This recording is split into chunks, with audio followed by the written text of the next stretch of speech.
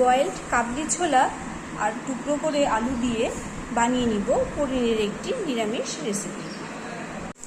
সামান্য লবণ হলুদ মাখিয়ে পনিরগুলো আমি হালকা করে ভেজে নিচ্ছি। এগুলো তো ভাজা হয়ে গেছে, এবারে তুলে নেব। পনিরের জন্য এখানে মশলা করে নেব। নিয়েছি 1 টেবিল চামচ পোস্ত আর কিছুটা কাজু বাদাম। কাজু পোস্ত তো বাটা হয়ে গেল। এবারে নিয়েছি টমেটো, আদা, কাঁচা লঙ্কা। এগুলো শিলে বেটে নেব। আপনারা চাইলে মিক্সিতেও পেস্ট করে নিতে পারেন। রান্নায় ব্যবহার করছি সানফ্লাওয়ার অয়েল আর সামান্য একটু বাটারও অ্যাড করছি। আপনারা চাইলে নাও করতে পারেন, এটা অপশনাল। বাটারটা মেল্ট হয়ে গেছে।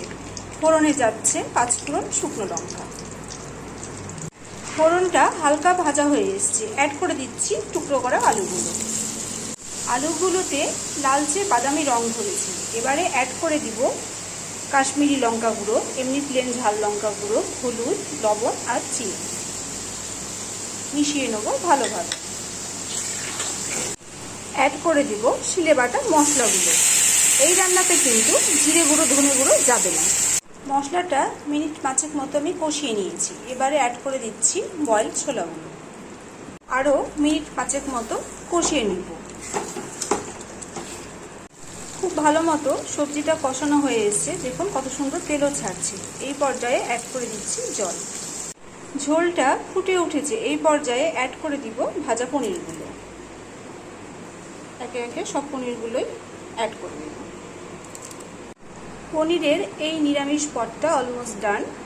এবারে অ্যাড করে দিব শাহি গুঁড়ো গরম মশলা আর কাসুরি মেথি। মিশিয়ে নেব ভালোভাবে। এবারে গ্যাস বন্ধ করে নামিয়ে নিব সবজি। এই সবজিটা ভাত, রুটি, লুচি সব কিছুর সাথে বেশ ভালো যায়। আপনারাও ট্রাই করে দেখতে পারেন। বাই।